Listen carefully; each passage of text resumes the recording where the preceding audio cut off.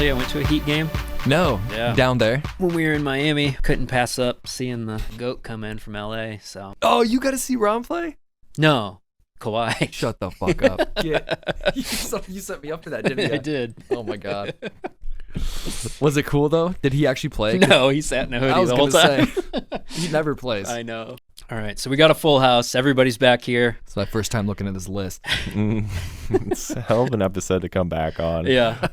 Just throw Ben into the deep end, see how he does. But yeah, treat this as kind of like a season finale. Go through the best and worst of the year in movies, the year in tiers. We'll have the full document up on internetkilledthevideostore.com, but we'll do kind of a highlighted version of that here today. We also got a couple loops wanted to close as far as our Twitter polls. So we've got who wrote the better Christmas song? John Lennon, So This Is Christmas, 61%. I am officially wrong. Everybody disagrees with my take that Paul McCartney's Christmas Time deserves to be the better I agree with Beatles that one. song. I agree with you. 39%. We're the losers. The best John Hughes movie is 16 Candles, 7%. Planes, Trains, and Automobiles, 20%. Breakfast Club, 27%, and Ferris Bueller's Day Off, 47%. Ew. Yeah, I don't Who's like our fan base? I don't like our fans. I even posed this around Thanksgiving, so I thought Planes, Trains, and Automobiles would be like a shoo-in. Yeah, 20%. Jeez. That's the clear winner. The best Indiana Jones movie, 13% went to Crystal Skull. What? Seems high. Who are you? 15% went to Temple of Doom. 24% went to Last Crusade, and 48% went to Raiders. Mm-hmm. And then the best football movie is Any Given Sunday, 6%. Remember the Titans, 21%. Friday Night Lights, 27%. What? And the obvious choice, Ace Ventura, Pet Detective, 45%. Oh, no. Finkel and Einhorn. Oh, no. All right. But yeah, overall, Sorry. not a great year for movies. At least very average. Like it feels like the biggest chunk of our tiers is in the middle Yeah, and you're the right. good. I've only got 6 in the top tier, I think. Have you guys Mhm. seriously Maybe seen all of these? Ryan has. I have. There's no way you've seen all of these. If you look to the far right, you'll see my column where there are far fewer green cubes. Yeah. No. I've seen Bullet Train. Oh, yeah. We describe this as like a road trip. We'll have some pit stops along the way, but we're not going to spend time everywhere. But yeah, we'll start at the bottom. Our worst tier, the most embarrassing, career damaging. These are the Oscar slaps. The very worst, we have Rob Zombie's version of The Munsters. We Mhm. kind of talked about that already, so we're not going to spend a lot of time. I came off as kind of like a Rob Zombie apologist, and then I realized we've only done the year in tiers 4 times, and twice the worst movie of the year has been a Rob Zombie movie. So maybe I don't like Rob Zombie. I Yeah. don't. Or at least his recent stuff. But yeah, second to worst. So number 104 on our list, which, yeah, I thought I was going to watch less movies this year, but this is, again, record-breaking, the most movies I've ever watched in a single year. This is more than last year. Yeah, last year I did 100, and that was the Okay. most ever. And this year I did 105, and that is now the record. I'm not proud of it. It's just where we're at. That is It's too many movies. I'm trying to police myself. Like, there were a few movies I ejected on. Like, I started watching Zac Efron in Firestarter, and Peacock just sat there buffering, and it never came back. And I thought, that's okay. But yeah, number 104, we got Deepwater with Ben Affleck and Ana de Armas. Yeah, very, very brave of them to allow a documentary about their life to be made. I forgot they were a real life couple until you pointed they? that out. They were. no. And then they shot it after? They shot this Just watch during, the movie, right? dude. It'll explain what happened. In real life? Yeah, apparently this is a documentary. It's a documentary, okay.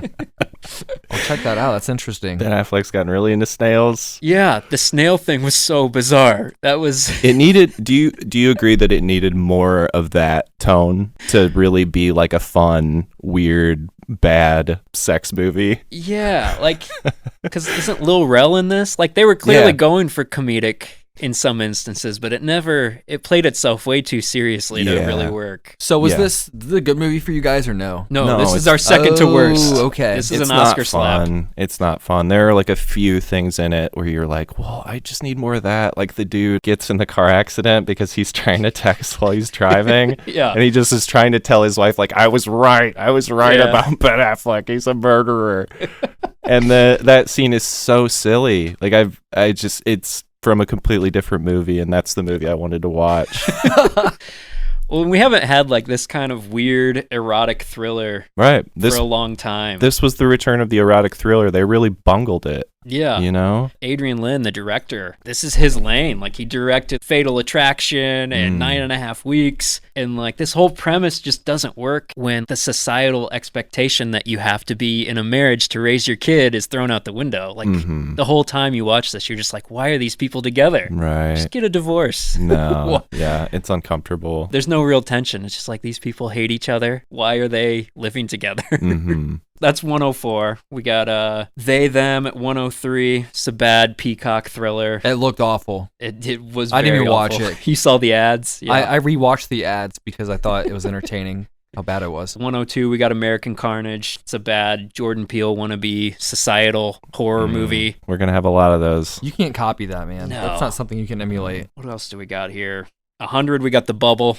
Judd Apatow comedy. Felt Netflix. Did you watch that one? I felt no inclination to watch it. Yeah. Are you a Judd Apatow fan too? I was. Yeah, I am. I would say I'm a Judd Apatow fan. So I've heard you both talk about him before. Like, you've looked forward to his movies and his work. Yeah. So this is and you by both far hate it. So this is the worst thing he's done. really, Yeah, pretty hands down. Like, it's very obvious. I think we're going to look back on a lot of movies from this time of like, okay, this was just people trying to do a COVID project. Like, this was just a bunch of bored people in this mansion filming a movie. I see. Making a story up as they go. Like, his daughters are doing TikTok dances. And it's just, there's no reason this should have been 2 hours either. isn't he married to Leslie Mann. Leslie Mann? Okay. Yep, she's in it too. I think because she's in his other stuff. All this stuff, yeah. Yeah, He definitely casts his wife and kids in almost everything he does now. Which, His kids too. Yeah. I didn't know that. It's a little much. What else do we got here? Amsterdam. Oof. 99. Did you end up watching Amsterdam? Oh, yeah. I mean, I thought, how bad could it be? Right? With this cast. The cast is really good. David O. Russell. I mean, he's never really made a terrible movie. American Hustle was really, really good. Silver Linings Playbook. Yeah. He hasn't made anything for 4 or 5 years, and this feels like you're seeing why. Like, he doesn't seem like he has a lot to say. Yeah, I really liked American Hustle. Yeah. feel like people are retroactively being like, that was a bad movie. Like, I never liked that movie because of Amsterdam. Well, and some of the sentiment about the way he treated Amy Adams on the set, I think has soured people on David O. Russell in general. Yeah, I don't think any of that is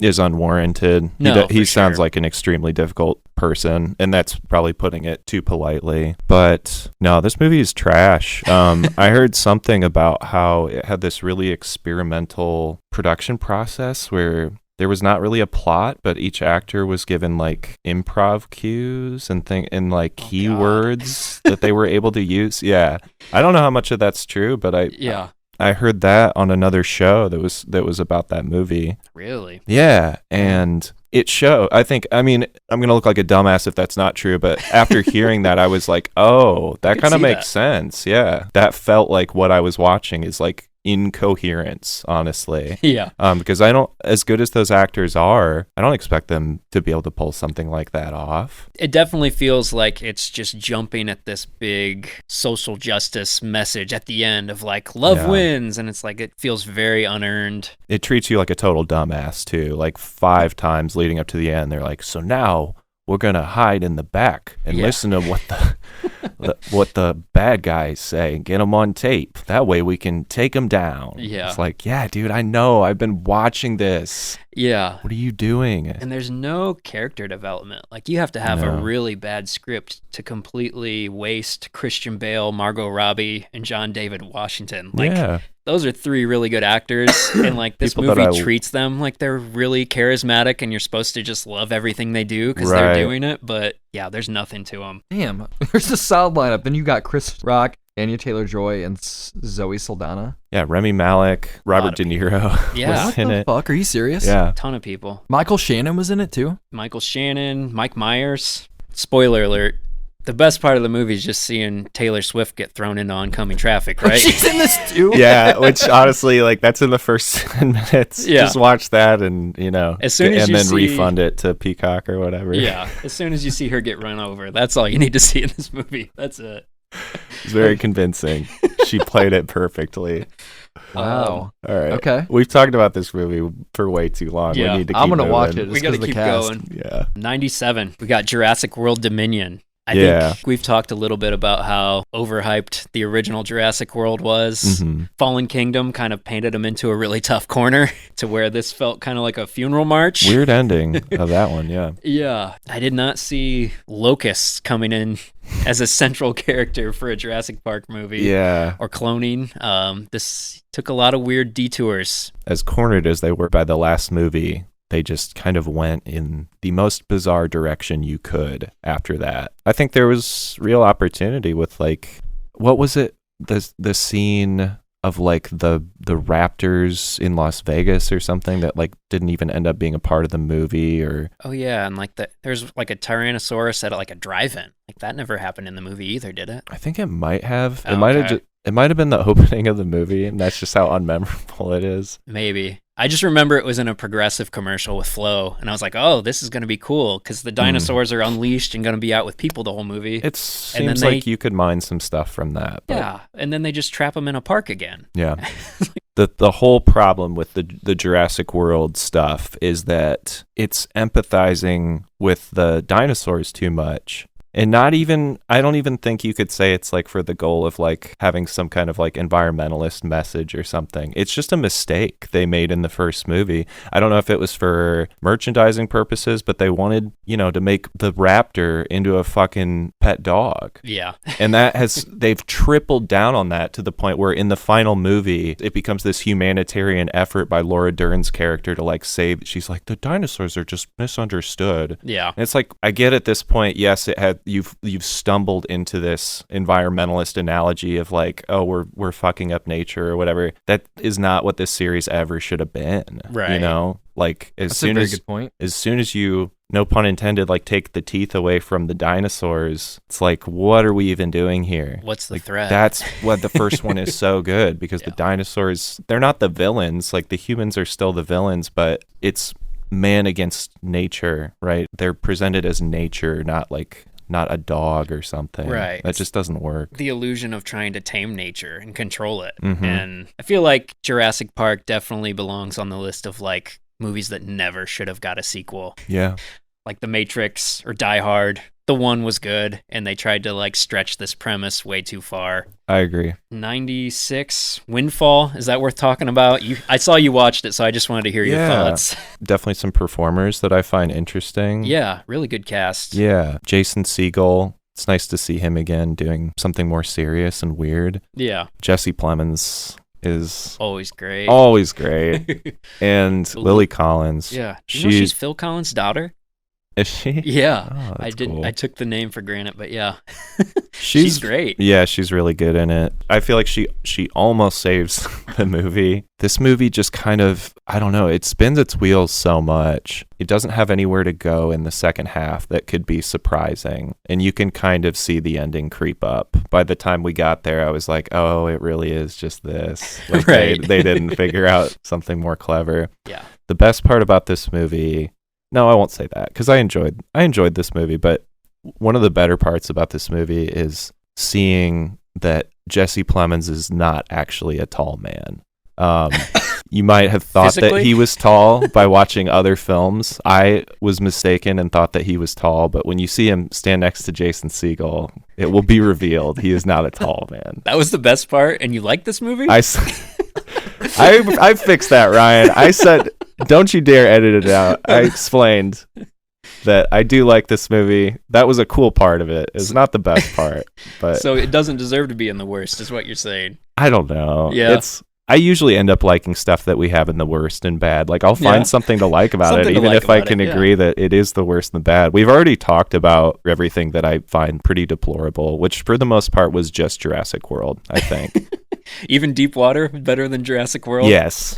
Jurassic World is the only one where I'm like, just fuck this whole thing, Yeah. I don't really feel bad for I do for the people that are, the lower rungs of people and the animators and stuff that had to work on this movie and wanted to make it good, Yeah. despite that being a doomed cause to begin with. Yeah. But I feel like for the most part, I can look at the people in this movie and be like, fuck you for making this. And I don't usually feel that way. Do you think Colin Trevorrow rebounds from the Jurassic World trilogy? It seems like the best thing that you hear about Colin Trevorrow nowadays is that episode 9 treatment was actually pretty cool. Yeah, so his script wasn't terrible, but he didn't get to make it because everybody saw the Book of Henry and was like, we can't let this dude touch Star Wars. Yeah. I don't like him as a director. And the stuff I've heard about working with him sounds terrible. Oh, he's got a bad rep too? I think he's just very headstrong and like very sure of himself, which I don't understand. Yeah. I think he could use some more collaboration. Hopefully Dominion humbles him a bit. Yeah, we'll see. How are we still talking about Dominion? I don't know. We were past 5 hours. Yeah, it's going to be long. Oh, God. Windfall, I felt like it reminded me a lot of The Bubble, where it felt like, let's just get a good cast. Let's trap them in this single location. We'll come up with a story as we film it. Yeah. And yeah, that was what I felt was the biggest pitfall there. But that's fair. I think it deserved to be on the worst list. I watched Christmas Story Christmas, which is definitely up there for one of the worst titled movies of the year. That was very bad. About as bad as you would expect a movie to be 40 years after its predecessor. Oh, is that? Yeah. It's a remake? Well, it's a follow-up without the parents, which made the movie really good. Oh, I see what's happening now. I that still title doesn't really make it clear. No, it's very confusing. Wait. So it's a sequel to A Christmas Story, even though there already is a sequel to A Christmas Story called A Christmas Story 2. Is there? Yeah, the timeline's all kinds of fucky there. Speaking of, Halloween Ends is 94. Skip that one. We got Apollo 10.5 at 93. That was really disappointing. I kept trying to start that movie and just like kept bailing. It was like this survival instinct kicked in. Save yourself. It's not worth it. It's like an animated documentary of Richard Linklater's childhood. Directors seem to be going down this path of like telling their childhood lately, and it's very self-indulgent. This one even goes to the lengths of explaining the exact TV lineup for like the summer of 1969. Jack Black narrates it, and I've never heard Jack Black sound like he has less energy. Oh no. That's quite the statement to be able to kill the enthusiasm of Jack Black. So that's why it's down there. 93. VHS 99 is number 92. Mm-hmm. It's the 5th movie in the VHS series. I heard it was the worst. It is. We spent a lot of time on the worst. Let's move past it. The next tier. So these are bad, but not terrible. You can find something entertaining about them, kind of like Max said. These are the Chris Katans. Oh, yeah. Chris Katans. After Sun is one that a lot of people have been talking up. Felt kind of like tragedy porn of like this father-daughter thing of them like spending time together before the father passes, and I don't know. Everything about it, I was like, The Whale did this better. Oh, interesting. Hour 36, kind of short for a drama movie. Yeah, Did it feel short to you? No. It didn't feel short, definitely. There's a lot of like asymmetrical, artsy still shots and Polaroids being developed and stuff like that, where it's like, wasn't enjoyable. 88, we got Bullet Train. Ben, this is where you come in. Yes, Here the he one I is. watched on this whole list. Why did you like Bullet Train, and why is it not the 88th best movie of the year? Because I've only seen like 10 movies this year, so it can't be 88 theoretically. Is it 10th? No. I don't know. I thought it was interesting. I like the brothers. Yeah. They were like the adopted twins. Yeah. Brian Tyree Henry, Aaron Taylor Johnson. Those guys were really fun to watch together. Yeah, they were. It was cool. I think that whole thing's been done before, because the guy who made that. David Leitch, the director of John Wick. Oh. And I thought it was a Guy Ritchie film. kind of feels like it. Yeah. It totally does. Yeah. So that's like the camaraderie's good between all the cast members. I love Brad Pitt. He's super good. My dad calls it Snakes on a Train. Snakes on a Train? Yeah. Spoiler alert. I was entertained. Leave it at that. I thought it was entertaining. You liked it too? I did, yeah. I think Brad Pitt needs a buddy. Like, we got to buddy him up. Yeah. We could have had Clooney in this or something. Oh my God. Sandra Bullock didn't do it for you? Sandra Bullock would have been good to have like in person. Actually there. Yeah. To have the voice. I think it's, I don't know, man. I think he works better as like the partner to someone else. That's Ed Norton. Ed Norton. Get Ed Norton back in there. That would have been good. I think the thing for me, I was hoping, like, it's probably unfair to compare it to John Wick, but I was hoping for more of like the hand-to-hand combat stuff with Keanu. Brad Pitt doesn't really sell that. Like, the biggest action sequence is just this big CGI train crash. Yeah. Him beating the shit out of people with that briefcase, though, was pretty cool. Yeah, it was I thought all right. that was cool. Yeah. I don't know. I was hoping for more action-wise, especially considering the big cast and everything, and all the flashbacks kind of slowed it down for me. So I think that's why I have it lower, but I could definitely see why people would like this. Liked it. So not 88, where we have it. Not on my list. 86, I got Smile. That was like the big indie horror hit of the year, which I found to be disappointing. Okay. Just because it relied so heavily on like jump scares. Oh. It just felt like a bad wannabe therapeutic horror movie, but it felt more like a Final Destination where like the whole smile being transferred from person to person was just kind of corny. Yeah. That sounds cool. The trailer looked pretty corny. Yeah, the trailer was corny as hell. I couldn't believe the reviews were so good when it finally came out. And then when I watched it, I was like, yeah, this is as corny as I thought it was going to be. I will say the one positive about it, though, I think it's got one of the best soundtracks of the year. The sound design and the original score is really good. It's from Cristobal Tapia de Veer. He did the soundtrack for a lot of Black Mirror and for White Lotus. So his work here is really good. Cool. Like, this movie sounds amazing, even if it looks kind of corny. 84, we got Bones and All. Yeah. The cannibal movie with the director from Call Me By Your Name, reteaming with Timothée Chalamet. Right. I just don't know what the purpose of this movie was. It felt like it was kind of like trying to be Twilight for cannibals with this romance going on. But, I mean, they have to kind of be doing this tongue-in-cheek wink at the audience that Timothée Chalamet's love interest from Call Me By Your Name was Armie Hammer, right? It seems that way, but I don't know. Is that really worth making a whole movie? No, about? it's not. The whole movie feels very half-assed. This is like the first time I've ever heard a score from Trent Reznor and Atticus Ross that I just actively hated. Like, even the music was bad. Oh no. Yeah. That is surprising to hear. It's not good. I'm surprised that one got a lot of really good reviews too, because that was pretty tough to sit through. 83, we got the Foo Fighters movie. Studio 666. Why is it bad? It's just not good. It did not need to be a full-length movie. Okay. Like, Dave Grohl's funny. He's very theatrical, obviously, if you've seen his music videos, but the rest of the band kind of struggles to keep up with him, and definitely didn't need to be like almost 2 hours long. Bad but not terrible. We got a lot of horror down in this tier. I didn't know they were putting that much horror out still. Studio 666. We got Scream at 82. The Black Phone at 81. Texas Chainsaw Massacre remake at 79. Prey at 77. Which I think I'm in the minority of not liking. You liked this quite a bit, didn't you? I did, yeah. But I'm coming to it as someone who I don't think I've ever seen the original Predator in its entirety. Yeah. So it's like my first Predator movie. And I could see, even from that perspective, that if you were coming to it for the Predator, you might be a little disappointed, because it kind of seems like maybe they didn't know exactly what to do with that character or how to make it interesting. He spends a lot of the movie off just on like a walkabout, basically, like a violent walkabout.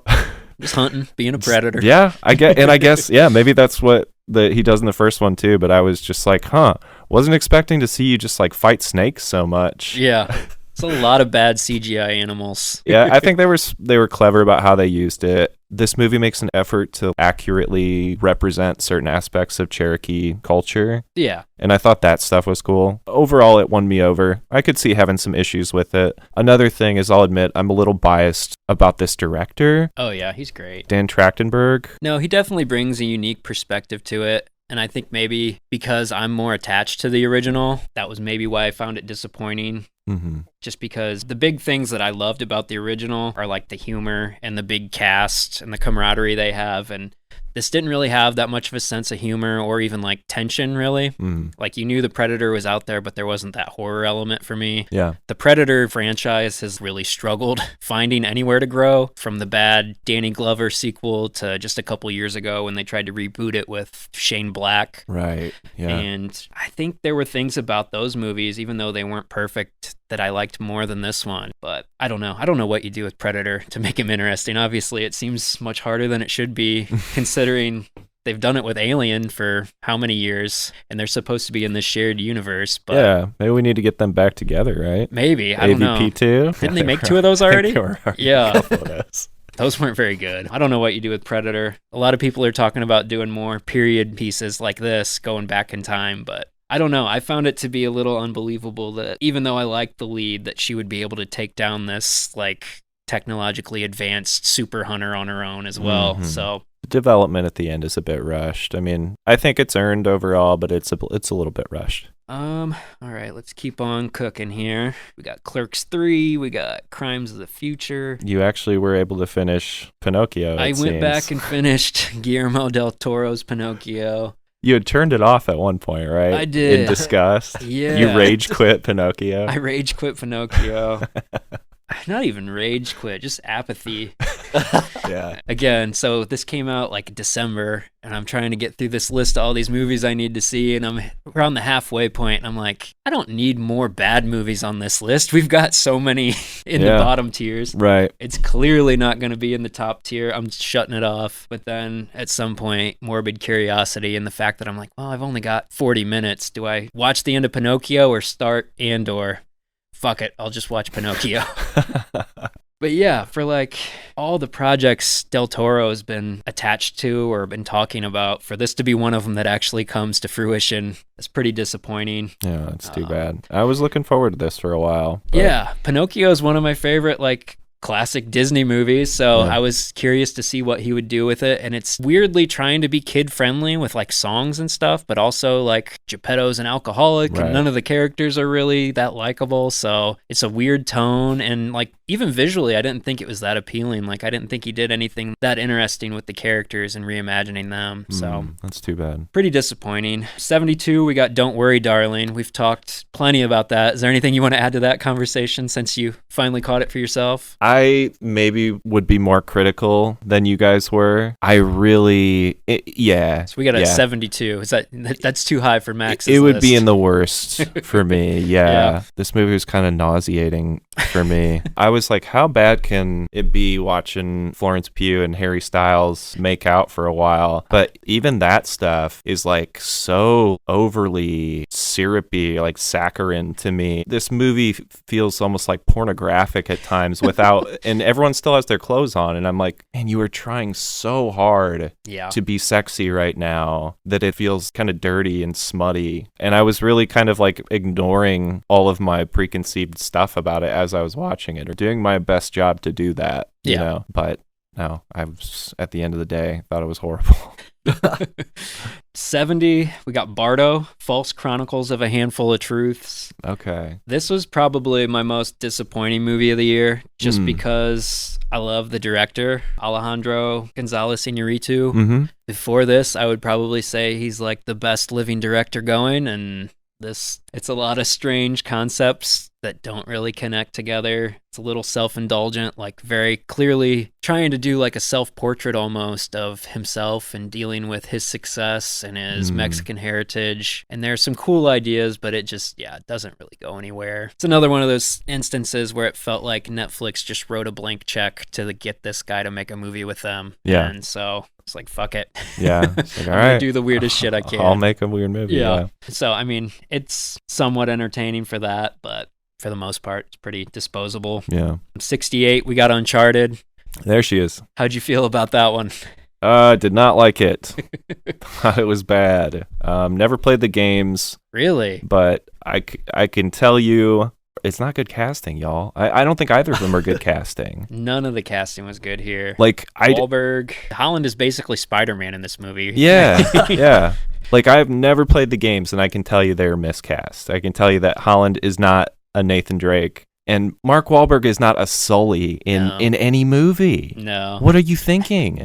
It feels like he doesn't think he is either. Like, he thinks he's the lead in this movie, and Tom Well- Holland's like his little kid sidekick. No, dude, and I'm kind of sick of that cutesy thing of like, oh, it's the person that was supposed to be the lead 20 years ago Oh, because yeah. this movie took so long to make. It's like, Yeah. yeah, you're very cute, Hollywood. Like, Right. you're a mess. I don't understand why you think this is funny. They did the same thing with Donald Glover. In Spider-Man. Yeah. Yeah. Yeah, where it's like, oh, look, he's Miles Morales' uncle. Isn't that cool? It's like, no, dude. He was supposed to be Miles Morales. Like, you Right. don't get to have these, like, brownie points for, but look, Right. he's the uncle. It's like, no, dude. We know you guys it's- want want this. Yeah. But it's like, so just, We're not yeah. going to commit to it. Right. All right, so that's the bad. Those are the Chris Katans. Moving on, we got the middle tier. They're okay. Not terrible, average, suitable. What tier is it?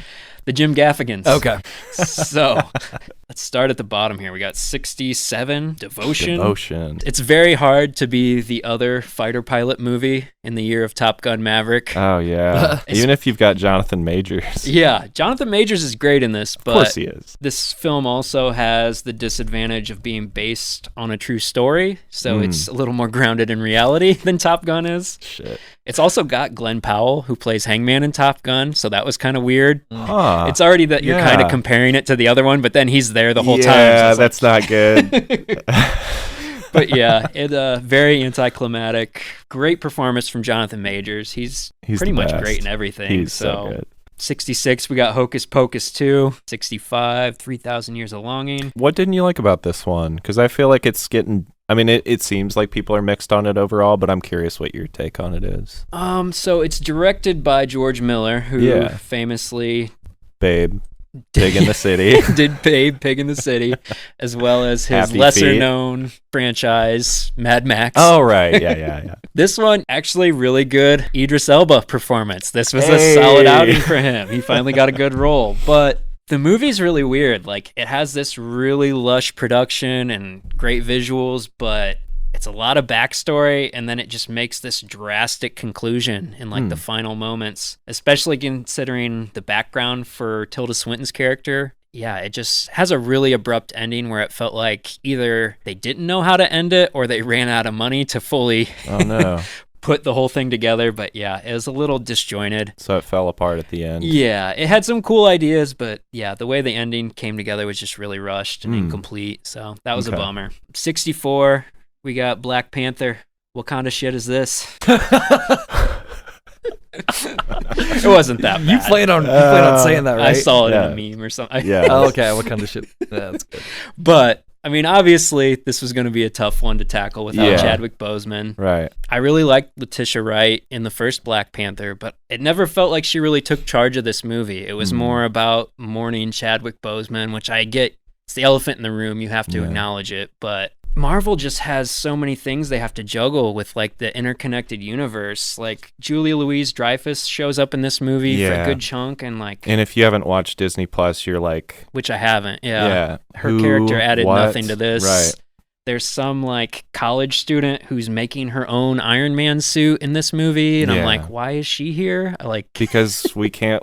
We got to get another. We got to plant seeds. Iron Man in the oven. This movie had to do a lot of things, so I understand that. I really like Ryan Coogler. Yeah. The original Black Panther is probably my favorite MCU movie. So really? This was a major letdown for me. Dang. It also, I don't know how much you've seen as far as the villains in this movie. I mean, I know that Namor is in it. Yeah, he's the central villain. Okay. But he leads this whole underground army of like water people, and they're all teal colored. And I'm like, nobody anticipated the similarities between Avatar here. Yeah, dude. Because even as well developed as they were, it's like it was kind of cool to see this other, because you have the whole super civilization with Wakanda, to have a mirror of that with Namor. Sure. And I thought that was really well developed. But once you see Avatar, it's like, yeah, that dwarfs everything this is trying to do. Why invite the comparison? Yeah. So we got She Said at 63. That was the Harvey Weinstein story. Oh, right. Which, just the whole fact of them trying to make an Oscar movie out of Hollywood being corrupt and covering it up for so many years is weird enough. Yeah.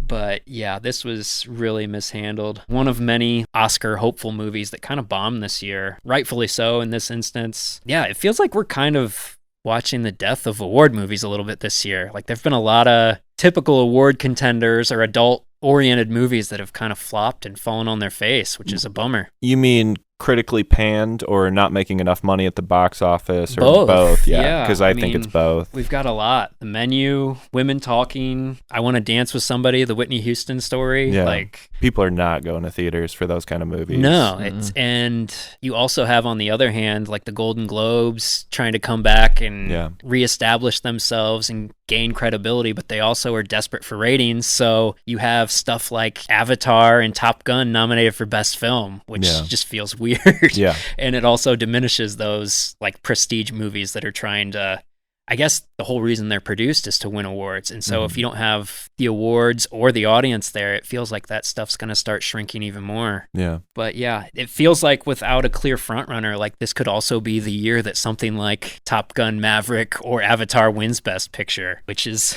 strange Yeah. to say. And I don't know if there's any going back from that. Yeah.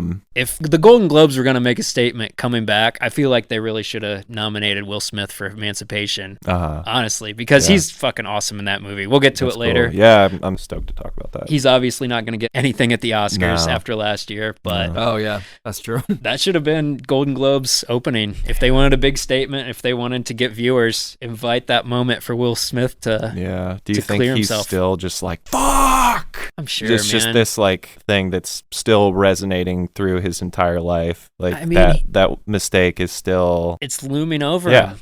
I mean, Yeah. even promoting Emancipation, he tried to like go do a press tour to talk about it, and he got the Daily Show. Like that shows you the level of people's interest in Will Smith's return. It got really bad reviews. Why is It did. I don't know why. I liked it. I thought it was really good. Really? Yeah, we'll get to it later. Yep. I don't know why we're talking about the Golden Globes. Where'd we get? We're on 60. We're in the 60s. Got the Weird Al movie. Yeah. I'm a big Weird Al fan. That was 62. Should have been weirder. That's all I got to say. Oh, shit. Should have been on something other than Roku. That too, yeah. You can definitely feel the budgetary limits of a Yeah. Roku movie. Oh, sure. I mean, it's cool that they did like a parody of biopics for Weird Al's Sure. movie, but the whole time I'm sitting there going, man, Walk Hard did this so much better. I know. It's so hard to. I mean, I thought that we were retiring the biopic after Walk Hard, Yeah, right? but that persists. And yeah, apparently we have forgotten it to the point where we still need other parodies. We've got a whole slew of Netflix movies in the mid-tier. This is so funny. What? They're all right where they should They are. be. They're too. bunched together. So Yeah. 61, we got the Adam Project. that movie got shit on? I didn't think it was that bad. It's You liked middle. that one, right? Well, Yeah. some of it hit home a little bit for me, so Yeah. I think that did it. Yeah, for sure. And I can understand that because I had family members as well that were like, I actually liked that movie. Yeah. Yeah. I think for me, it was just kind of like Ryan Reynolds' exhaustion. I felt bad that they made the kids be annoying like Ryan Reynolds. Yeah. And I also was like, it was like his second movie back to back where he was like, I'm doing lightsabers, you know? Yeah. It's like Because Free Guy. Yeah. Free Guy, and then which is actually a lightsaber, right? And then Yeah. this one is like as Lightsaber close that's as you not a can be. lightsaber. Yeah. Yeah. And I was just a little miffed by that. I don't know why. It It's so definitely stupid, felt but- like an 80s like montage of themes Oh. between like all the Amblin stuff. And I don't know. I kind of liked it for that, even though it's very obviously borrowing from other things. Yeah. I'm surprised it's in this tier for you. I'm surprised you didn't have it lower. I could see myself as a kid really digging this. Uh-huh. Okay. And at any point did you think he was going to pity fuck his mom? No, dude. Never once. It seemed did like I he was think crushing that. on Jennifer Garner. Yeah. Oh, I mean, he just, it's been so long since he's seen her, you know? It's just, That's felt a weird bad for her. scene. It's a weird scene. I never thought that. Back to the Future. There you go. There's another Amblin. Also kind of reminded me of that Tom Cruise, Emily Blunt movie in a way. Oh, yeah, Part- yeah. Because of the romance elements, which I actually thought that Ryan Reynolds and Zoe Saldana were pretty awesome together. Yeah. But she's just the sci-fi queen, dude. She's so good. Not to She jump knows around what to too do. much, but there were definitely conversations at Disney about whether or not to make a fully CGI Black Panther after Chadwick passed, right? Yeah. There had to be. Yeah. The way they're deep faking all these actors. It's getting ridiculous, actually. Did you know that Bruce Willis? I knew you were going to say this as soon as Have you guys seen that? I heard it's not true, though. Is it not true? No, there were reports that he sold his likeness because he has those Yeah, health yeah. issues. Uh-huh. Yeah. So he sold his likeness to just be deep faked in movies. I mean, but I think he's refuted Ads. that. Like a bunch of Yeah. ads in Germany and shit. Yeah. Is what it reported. Yeah. I did not look any further beyond that. We'll see. I also find it funny that like we're supposed to be championing original movies and going to theaters and supporting all this stuff, and it took us like I don't think we ever did coordinate watching The Northman together, but then we all No. came to record an episode and everybody watched The Adam Project without even talking about it just because it's Oh, on yeah. Netflix. Mm. Yeah, that's true. We're part of the problem. We're Yeah. just being Yeah, we fed are. the easy shit. Yep. Convenience. Speaking of convenient, easy shit, LeBron James produced Hustle. Slaps his name on the poster, but he doesn't even show up in the movie. That's I thought fine. That was weak as hell. Everybody's in this Nah. fucking movie. Was it good? It's mid. It's Jim Gaffigan. It's okay. The basketball sequences are actually really well directed, but I mean, it's kind of just a typical diamond in the rough scout story where Adam Okay. Sandler plays this schlubby basketball scout, finds this dude in Spain, I think, and tries to get him into the NBA. Okay. Didn't live up to the Gray Man, that's for sure. No, the Gray Man's up a couple notches further. The Russo brothers are really good directors, and I keep waiting for them to prove that outside of the Marvel Cinematic Universe. Yeah. Because they do great stuff with Winter Soldier and Endgame, Infinity War. Winter Soldier is my favorite MCU movie. Yeah. But Gray Man made me like it less because it's basically a bad version of it, you know? And it kind of reveals some of the tricks, some of the tropes, some of the lazy writing mechanics that the Russo brothers use. Besides that, this movie has like pretty bad action. Like there's a gimmick to every action scene that almost makes it worse, I would say. I like the fireworks one. Really? I thought that was the worst. Besides the plane, I thought Maybe the it is. fireworks was the worst. You can't tell what the fuck is going on.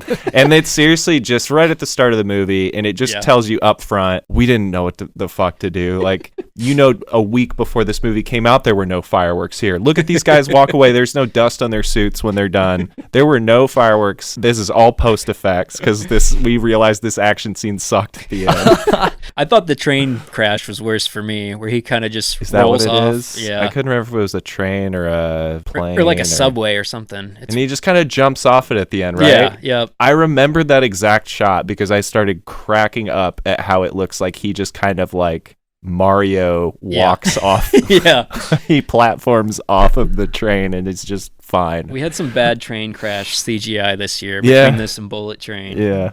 I just love Ryan Gosling. So do I. Me And too. everything. I love him. I love... It didn't take much for me He to like gets through the movie and I'm just like, and I'm not mad at him for any of it somehow. Yeah, like yeah. everyone else, even Chris Evans, who I like a lot too. Yep. I'm like, man, He was a good villain in that. I mean, his don't character's just a know. mustache, right? It is. Yeah. It kind of It is. feels like his acting extends as far as his costumes take him. I feel like, yeah, he was so good in Knives Out, and I don't know The if it sweater was was just good. because in which Knives Out, that big yeah, sweater. That sweater That was was it. so That's his great. costume. That's I mean, that's probably the performance. Yeah. No, you didn't like him in that. You didn't think his villain in that one was good. He was okay. I Yeah. felt.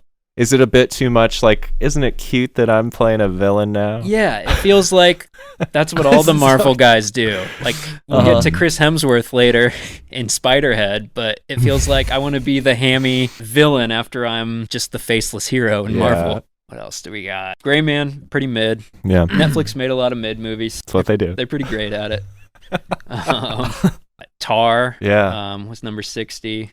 Kate Blanchett's really good, but Yeah, that's what I've heard. movie's really slow, really predictable. Mm, Kind of Oscar bait movie where Mm. they're just hinging on her performance to carry things. yeah. Did you ever get around to seeing Marcel the Shell with shoes on? Oh, I still haven't seen it. I really want to see this movie because I love the score. I've listened Yeah. to that quite a bit. Definitely wouldn't have guessed it's Disaster Piece. Just watching it. Yeah. It's out of character for him in a good way. He's been out of character this year. He did Bodies, Bodies, Bodies. Yeah. And that's like, I never would have a good known name. Yeah. that was his score. Yeah. It's just, that's why I like him. He's good at stuff. Yeah. I like Jenny Slate too. Oh, And- yeah. And I didn't know that she'd been doing this character for a while, like on YouTube and stuff. Yeah, so this is Oh. based on a YouTube series, and Yeah. it kind of feels like that, to be Okay. honest. All right. That's the downfall, but it is That's cute. too bad I because mean, I kind of like that about it too. Like, Yeah. you know, as dumb as YouTube is, it is still kind of like, you know, it's DIY in Yeah. ways, and so I like seeing that. I've but- kind of been hoping for like somebody to just upload the next great movie to YouTube. Yeah, like that would be awesome. That could totally happen. Shoot it Yeah. on an iPhone and All right. cooking along here. Yep. What do we got? 55 is Kimmy. Yeah, Gimme. You like this movie, didn't you? I did. Yeah. I really like this movie. Other than like, I've seen the sentiment pretty consistently that like the end, people are like, "What's up with the ending of this movie? Like, what happened even here?" I like the ending probably better than any of it. Really? Yeah, the weird smart Home Alone twist. Yeah, it's just a quick 5 minutes of like basically Kimmy Kimmy is the name of the Alexa program. Yeah. So it's the main Zoe Kravitz. Zoe Kravitz teams up with Alexa and they they wreck some shit. Set traps. It's cool. That sequence is cool. I like it. Yeah, I don't know. There are some parts of it that are kind of, I think, require maybe a little bit of suspension of disbelief in a movie that was not asking for a whole lot of that up until that point. But yeah, I don't know. It's this cool kind of like paranoid thriller, which I hadn't seen anything like that in a while, set in the COVID era, but not relying completely on like COVID era stuff. It's not a plot device, really. No, The score was really cool, kind of like some old Hitchcock type stuff. You didn't like that? No. Why? I thought it... Because it was trying to do that? Yeah, and I didn't mind it so much. The part where this movie lost me was like the chase scene. Yeah. Where it really amped up the Hitchcock stuff to a point where it felt like I was watching Looney Tunes. Like, it felt very cartoonish. Yeah. Otherwise, I really liked it. I thought this was one of Soderbergh's better recent movies. I totally agree with that. Yeah. And I also think that Zoe Kravitz has been around for a while, and I've liked her and stuff, but I was pretty wowed by her performance in this. Yeah. And just felt like it was a transformation that I had not seen her do before. Yeah. That's some of where my like for it is coming from. 54, we got Michael Bay's Ambulance, just kind of a big, dumb action movie. He goes a little drone crazy, which is kind of disorienting, just because you're flying around all these scenes and they don't necessarily line up. So not good drone work. No, the drone work was very distracting. Okay. But outside of that, it's very basic, like, it just throws you right into the car chase almost immediately, which is cool. I think it's effective for what the movie is. I do find it a little strange. Do you like Jake Gyllenhaal as an action hero? Not really. I like when he does weirder stuff. Like Donnie Darko? No. Oh. He's the creepy Nightcrawler. Nightcrawler, yeah. I figured that's what you're trying to say. Nightcrawler's great. Nightcrawler's awesome. That movie rules. Prisoner. Brokeback Mountain's a good movie. Prisoner, God. Have you guys ever actually seen it? I've never actually watched it. It's actually a good movie. I've heard it's good. I haven't seen it. No, I need to. Homophobes. But yeah, I think he's really interesting when he does dramatic stuff, but he seems to really want to force himself as an action hero, and I don't think it works for him. I'll bet he's just paying the bills with that stuff. Yeah. He seems like he picks interesting shit. Yeah. Prisoners, Jesus Christ. Yeah, that was a good one. You should watch that. I've heard good things about it. You like Denis Villeneuve's movies. What the fuck is that? Sicario and hang on. What else does he do? Denis Villeneuve, that's his name. Yeah. Right? It's a French name. He's Canadian. But yeah, French. Yeah, obviously. Sicario was awesome. I Sicario. saw it in theater with you. Yeah. Arrival? You'll like Did you that ever see too. I love Arrival. Yeah, he did that. That's the other one. Yeah. Arrival's awesome. So yeah, Prisoners and Dune. I'm a big fan of this guy. Yeah, Dune was the other Dune? one. Yeah, he's definitely on that list of best living directors for sure. Oh yeah, wow. He's top 3 for me right now. Nice. We got Spiderhead at 53, another Netflix movie. Spiderhead. Did you watch that? I'm turned off by anything that gets promoted on Netflix and gets overhyped. This movie was like, I guess the third act is happening. Yeah, the end was really sudden. Dude, more than any movie I've ever seen, I think. That's hyperbolic, but still, like... It was very sudden. It just... You spend the whole time in this place, and there's this subtle tension between the antagonist and protagonist that, like, doesn't really go anywhere until all of a sudden Goose's son is just like, so, all right, now I'm going to call you out on all the stuff that I don't like about Spiderhead. Baby Goose. Yeah, Baby Goose gets all mad at Thor. Thor was pretty fun in this movie.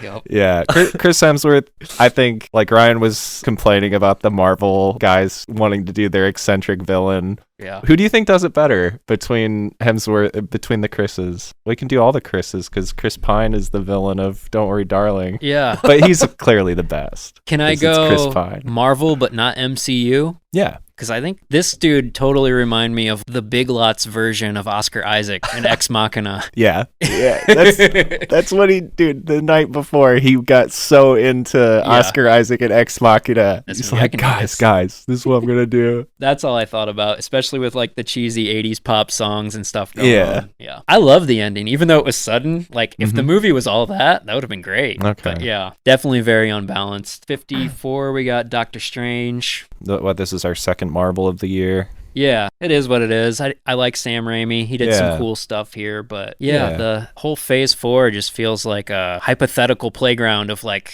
what if we did this? Yeah. And it's all the multiverse, so none of it has to have consequences. It's weird. I haven't been able to latch onto any of it since the blip. since the climax of everything they were doing. Now it's like, oh, we're still doing this. All right. John Krasinski was cool. But then, Yeah. like, even that, they're Was like, it was I cool just- that they killed him off real quick. I thought that was the cool part, is that Sam Raimi was basically like, It was cool because I didn't expect it at all. Like, I didn't Yeah. expect to see Jim It sitting felt- up there. Jim. it felt like another thing like we were talking about with Donald Glover of like, That's how it we know feels to fans have me. been talking about this. Let's Yeah. do it. Oh, okay, And yeah. it doesn't have to be real. Right.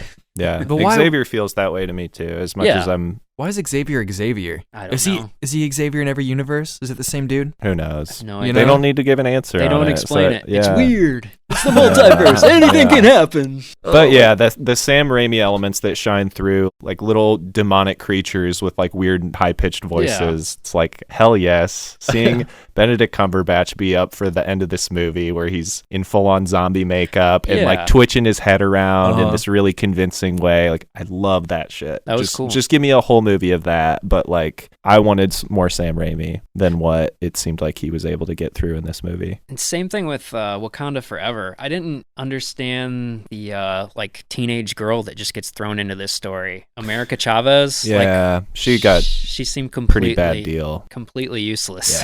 Yeah. Yeah, as sloppy introduction. I don't know. The whole connected universe, I think, is just getting too big. Yeah, It's it's big. it's bloated. Yeah, There's too many narratives they have to keep up in the air. 53. So this is probably the worst way to be introduced to Bob's Burgers, but I've never seen the show before. Oh my God! You watched the movie. I First watched thing the you movie did. first. I mean, I've seen parts of Bob's Burgers, but I don't know that I've ever seen a whole episode start to finish. Naturally, this is where I started.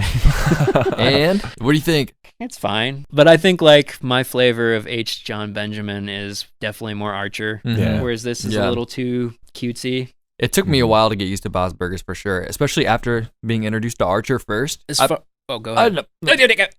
thought it was good. Yeah. As far as like small screen to big screen transitions, I just didn't feel like it had that much to where this couldn't fit in an episode. Oh, for sure. I think that there are plenty of episodes that are way more entertaining and more funny than this whole movie. Yeah. I don't know why they feel like there's a need to do this. Yeah, that was kind of my Sometimes. thing. Unless they just want to make a bunch of money. Like South Park had a much bigger scale Yep. when they did the movie, and The Simpsons, Beavis and Butthead. It's even SpongeBob. Yeah. I haven't seen any of the SpongeBob movies, and I feel like that's a mistake. It I is. need to watch those because I like the creative team there. Mhm. All right, we're gonna up the pace, 1.5 speed. Unbearable Weight of Massive Talent, the Nick Cage movie. Yeah, this is the one that Ben was so excited for. We Yeah. were all It was, dude. We were Yeah. all gonna go see it together and We shit. never did. Did you see it at all? No. And we Oh, both really? saw it. I was really expecting that you'd seen it. Yeah. No. Oh man. I love Nick Cage, and Yeah. like this definitely feels like it's jumped the shark of the Nick Cage joke. Was anything It's about like it redeeming watching a at all? meme become self-aware. Yeah, for sure. I mean, it wasn't terrible. Pedro Pascal, he's great. He really Is is. he the guy in Narcos? Yeah, and Yep. Mando Mhm. and The Bubble. Game of Thrones. Yeah. The subtle shades of his characters are really impressive to me, and that's what I Yeah. felt during Unbearable Weight Yeah. of Massive Talent. It's like he just Everybody else is so heavy-handed in this movie. He Yeah. brings some nuance to it. Yes. What did you think of him conversing with the younger version of himself? I don't know. There were moments that I thought it worked, but then there were moments where it felt a little forced. Yeah. Like That's kind of where I land on it too. the Nick fucking Cage thing. The real drawn out Yeah, scream that he keeps doing. I You didn't- didn't like that? No, and the fact that he did it again at the end, I was, oh god. Yeah. That epitomizes my experience with this movie pretty well. Is that from one of his movies, or is it just a very Nick Cage That's type just- thing yeah, to do? I think they just told him deliver this line Yeah. in the most Nick Cagey way you can. hmm It's cool that he can laugh at himself and like the fact that he has become a living meme. Yeah. And the fact that it seems like he's gotten through some of his debt problems and is back to like making good movies Yeah. and not making like 20 straight to video movies every year just to pay for all the castles that he bought on loans. Yeah, he's handed that off to Mel Gibson apparently. Oh, okay. How did he even get into that in the first place? He's don't like know. a literal treasure collector, like National Treasure. No, I meant like how did he get into just like getting these shitty roles? Well, that's why he's trying Because to pay he's off paying debt. these Oh, literal that's real. castles and dinosaur skulls that he buys. Oh And my god. yeah, So he is an interesting guy. He got yeah. carried away with Very buying much. stuff, but yeah, he definitely is. He's He very did eccentric. He did an AMA not too long back, and Oh, yeah. there could be someone there helping him, like with the persona and stuff. But like, I thought a lot of his answers were like pretty cool. Definitely someone unique. Is that the end of the mid? Oh no, we've got a couple more. I think we've talked about Vengeance twice, and it got cut both episodes because there's just not very interesting topics to talk about with this movie, other than BJ Novak made a movie. Yeah. Great job. Yep. You said it had good reviews, right? But you didn't like it? It was okay. It's With mid. Ashton Kutcher? Yeah, Okay. it's okay. I mean, I like it less every time I think about it. yeah, the more you It's- peel back, the less you Yeah. like it. It's an admirable effort. I think so. It's very ambitious, but it's, compared to John Krasinski and Jordan Peele, who made like the comedy to societal horror pivot, Mm-hmm. this feels more like a single or a double, where those are definitely home runs. Yeah. Definitely trying out some different tones in this movie. Sometimes it feels skillful. Sometimes it feels accidental. I often find myself wondering how self-aware BJ Novak is, Mhm. because there are points where he definitely mocks how condescending he can come off, Yeah.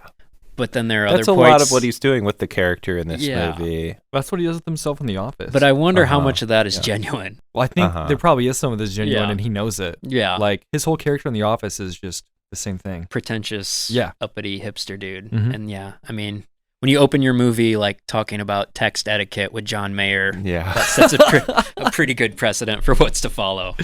Yep. 44, we got Thor. Okay, is this our highest Marvel of the year? I think it is. might be. I can't What? imagine There's nothing anything. in top tier? No. I think it would be lower than Doctor Strange for me. Yeah. I would probably almost flip them from where you've got them, but I respect the decision. Did Christian Uh, Bale's villain not make up for anything? He was great, man. He You just didn't like it, Max? Oh, you didn't like No, him? go ahead, Oh. please. Oh. Yeah, I want to hear what you have to say Yeah. about it. I was 'cause- just gonna say I really enjoyed him, but they didn't give him a lot of room. They took too much time telling dumb butt jokes with Chris Hemsworth. Yeah, I would agree with that. I liked what Christian Bale was doing, but it felt just like a wacky thing to put in this movie. A wacky thing, really? Yeah, I haven't seen it yet, so I don't think know. Taika always tries to balance darker and lighter tones, and usually successfully. Like Hunt for the Wilder People, What We Do in the Shadows. What We Do in the Shadows, Jojo Rabbit. bunch of cool stuff. I was bummed because I really like Ragnarok. That's probably my second favorite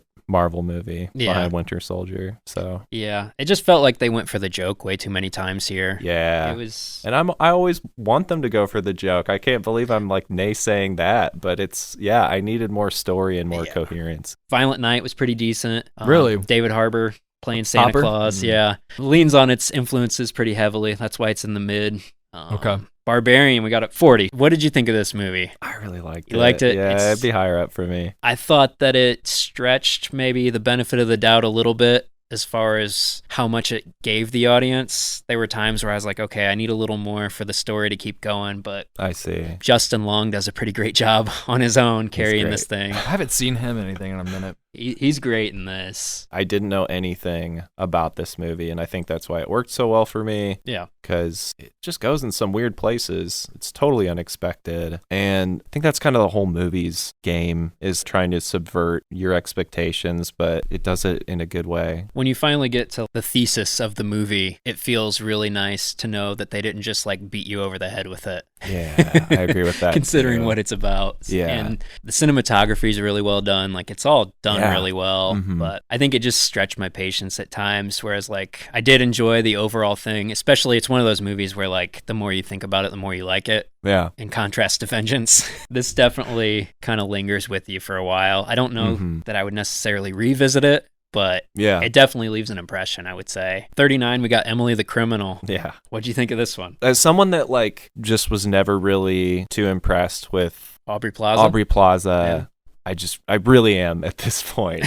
She won you over. Yeah, I love seeing her and stuff. I just think that she's been able to mine a lot of interesting characters from like a similar place. I guess I didn't expect her to become such a nuanced actor, and I really like watching her. I think part of that too is like she's a good curator of good roles. I don't think that she just takes like anything. But yeah, she's definitely someone that I'm like looking out for at this point, and if she's in something, I'm probably going to want to check it out. I've been pretty heavily infatuated with Aubrey Plaza, so this is only reaffirming. Okay. Yeah. She's great. Even having said that, I don't know that I would have necessarily saw her leading this kind of movie before this. Yeah. This was an interesting choice for her. Like, Yeah. I wouldn't necessarily pick this as something that she could do, and she did it really well. I think this is probably one of her best performances. Yeah, and I'll always champion a movie that is dealing with the reality of dealing with student loans and how fucked up that is. Right? We don't have enough of those. That's just an easy entry point to get sympathy with anyone these days. Yeah. I got debt. Oh shit, he's gonna do anything. All right, so that's enough of the mid. Let's get on to the good stuff. Okay. These are the fourth tier. The good, not great. Just one notch below. Okay. These are the Chris Pauls. That's fair. Let's start off with X. Okay. Yeah. This has been one that's been championed as one of the better horror movies of the year. We've got it at 34. What'd you think of X? I liked it. Yeah. It was good. Yeah. Ty West hasn't done anything in a while, so it was cool to see him come back. I definitely didn't expect it to expand into a trilogy, but yeah, it was fun. It was really well done. Yeah. Cast was good. It's stylish, but not overly so. The cast was really good. This is probably my favorite Kid Cudi performance. He's another person that I'm like, oh, okay. I didn't expect you to like stick with acting Yeah. so much, but like you're getting good. Like I like watching you. And great introduction to Mia Goth, who at this point I'm just excited to see a lot more of. I mean, we'll talk about her more later because I think it's probably better to bring her up around Pearl. Yeah, we haven't skipped Pearl. She's Yeah. coming. 33, we got Jackass Forever. Yeah, there it is. Pretty solid. We finally got around to seeing it. I don't think we ever reviewed it. We just talked about reviewing it. Yeah. It's good. That was Yeah. for our interview with Meredith. Yep. And it all fell apart. This fucking assigned seating. Those sell out quick. That's what it was. Yeah. The menu's 32. Solid Yeah. cast. Pretty good premise. Yeah, I like this movie. I think this is the start of a category that you can put some of the movies in this year. You can put White Lotus in this year. Right. Of like just panning rich, White usually privilege white justice. people. Yeah. And I like this category. Yeah, this is fun. Yeah, it's fun. This movie, I think, out of those, it earns that the least. I think it's the most petty of that category, aiming its sights a little too low sometimes. Little obvious. Not having as much empathy for people and being a bit obvious or just kind of petty. But this one ties more into art, I think, than the White Lotuses and the other things like that. And I appreciate that message. But again, it's like everyone wants their art to be appreciated more than it is. Like that's, like you said, obvious. 31. Did you get around to seeing Nitram? No. I had no idea. It's based on a true story from the Port Arthur massacre in Australia. Okay. It just has a really solid cast. It's a little slow, but just seeing it all play out was really interesting. Caleb Landry Jones is the lead, and he's another one of those guys where I'm like, if he's involved, that usually piques my interest. Yeah, same here. 30's Glass Onion. Did you get around to that one, Ben? No. No.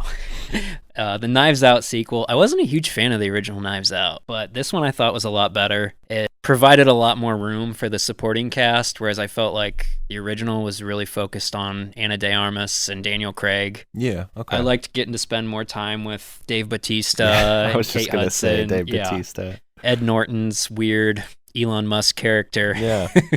It was solid. And also The outfits were great too. I gotta Janelle Oh yeah, Monáe. Janelle Monáe. She's Yeah. great. Oh my gosh. Yeah. I mean, I liked her in that show, Homecoming? Homecoming. Yeah. Yeah. But this was like, getting to see her do more. Yeah. And she was awesome. 29, we got another Netflix movie, a lot more controversy embattled one. Yeah. Blonde. Yeah. I don't think I'm going to get anybody to talk about Blonde. No, I think you're the only person that liked this movie. I think so.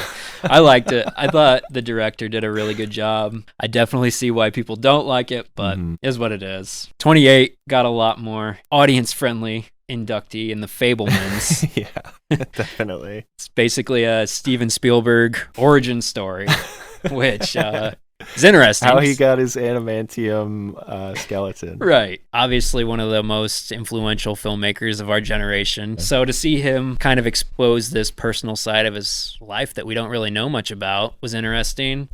I was a little disappointed that it felt like he kind of stepped away from that and just was like this idealized Boy Scout, and it turned into more about his parents. Oh, okay. But Paul Dano and Michelle Williams as his parents were great. I think Michelle Williams probably the front runner to win the Oscar this year. Who do you think deserves that top spot? It's usually Scorsese versus Spielberg for best directors of all time. Do you lean more in the Spielberg camp or Scorsese? I do. Yeah. I do, just because I'm a sucker for good, wholesome blockbuster, Right. Kid-friendly, family-friendly movies that are done well. Well, and he's got such a range. Like, yeah, you not say, that that's all he does, Yeah. but like some of my favorites are that. Like, right. Jurassic Park. Yeah, But then he absolutely. goes into like Minority Report and Schindler's List. Oh my and gosh. Saving Private Ryan. Yes, like just all- so much. Insanely good movies, yeah. Do you think he would have had the same career had he not hooked up with John Williams? No one would have had the same career without John Williams, dude. Yeah. He's the one. It's the him. one. It's him. It's not Lucas. It's not Spielberg. It's John, dude. I love that guy. He improved everything. What did you think of Triangle of Sadness? Palme d'Or winner, number 27 on the list. This is another one that is in the Panning Rich People category, Yeah. Yep. and it's a good version of it. I like this one. A lot of interesting stuff to point out, I think, about equality and inequality and the facade of wealth. This movie combines beauty and the grotesque in a really satisfying way. I mean, it's disgusting. What's like, this one called? Triangle of That Sadness. sounds cool. Woody Harrelson's in it. Yeah. There you go. Hell yeah. It has one of the like grossest scenes I've seen all year. Most authentic puking scene I think I've ever seen. Yeah.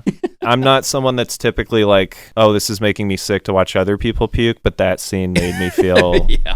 pretty bad. It's great. It's disgusting, and I never want to see it again, but it's like, it's so well done. Yeah. And the places it goes after that are very important to the story, but I feel like it maybe climaxes a bit early in a Peaks way. early. Yeah. I could see that. It even has like the chapter titles, doesn't it, to split up the 3 sections, if I'm remembering correctly. Yeah, I think it does. But it definitely feels very disconnected. Like the 3 segments are very distinct. When you Yeah. start out with the vapid Instagram models, Yeah. and then it goes to the vomit scene with everybody in the dinner. And then the beach or Yeah, the island.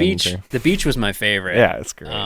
Just turns into It's- late capitalism, Lord of the Flies. Yeah. Like, that's great. I love that And stuff. it's still it's probably the most comedic at that point, I think. I think I enjoyed that the best. I think the puking part turned me off a little bit just because of this movie obviously has a lot of messages it's trying to get across. Uh-huh. But when Woody Harrelson is literally sermonizing his That captive part was- audience, Yeah. that was a little much. It was a little preachy. I thought that whole character was not necessary. Yeah, he seemed... Those were my least favorite parts. Yeah. Other than that, though, there were good parts about it. Yes. 26, I got Elvis. I was surprised. I didn't think I necessarily wanted to see Elvis's story played out in a huge movie, but it was done really well. And Austin Butler is really, really good as Elvis. It's probably the first time I've ever watched a movie and Tom Hanks was the worst part of it. Oh, damn. I don't know that I ever thought I'd say Wow. that, but yeah, him in a fat suit with this bad Southern accent, just not great. 24, we got Banshees of Inisherin. Really simplistic. It almost feels like a fairy tale,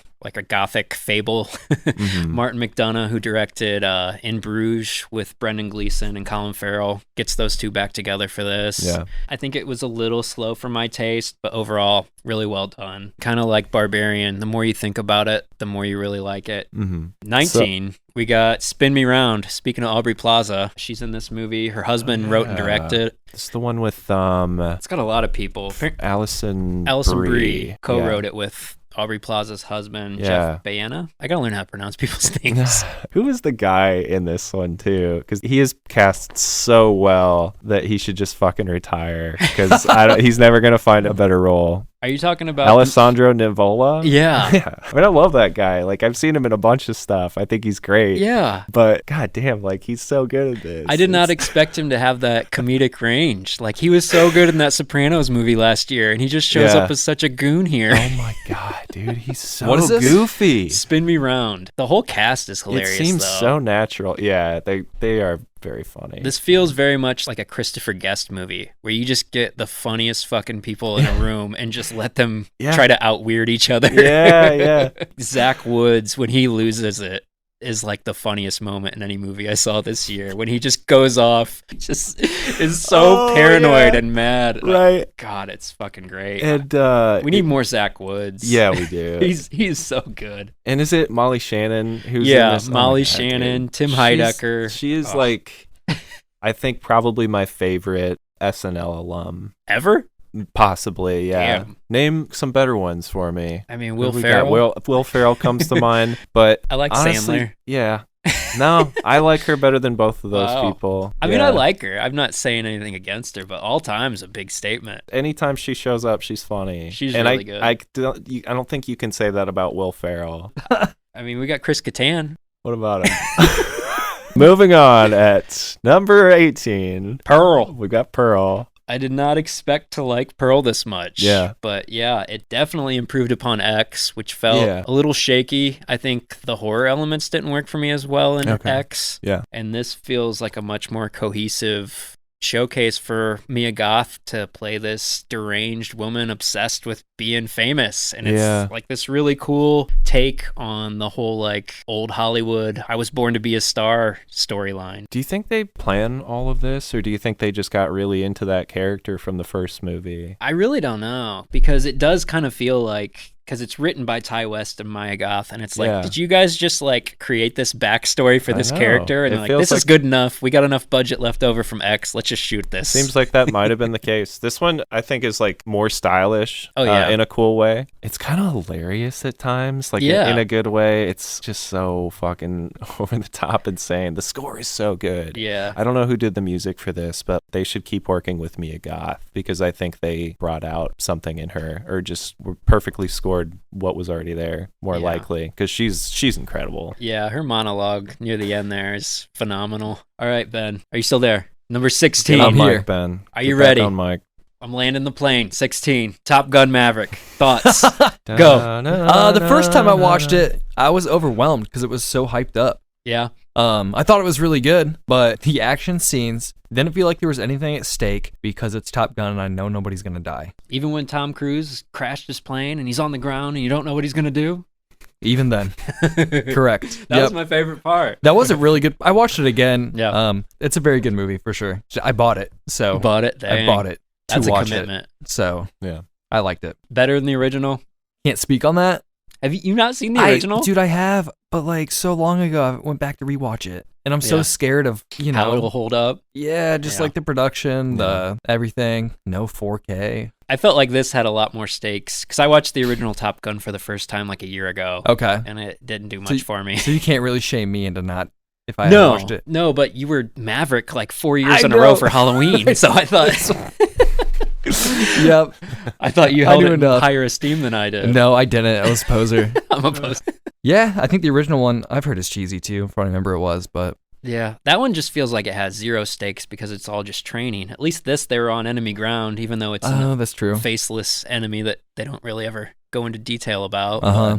No, it's a solid popcorn blockbuster. I Yeah, it think, is. There really aren't any flaws to it. Other than believing a bar full of people know all the words to Great Balls of Fire.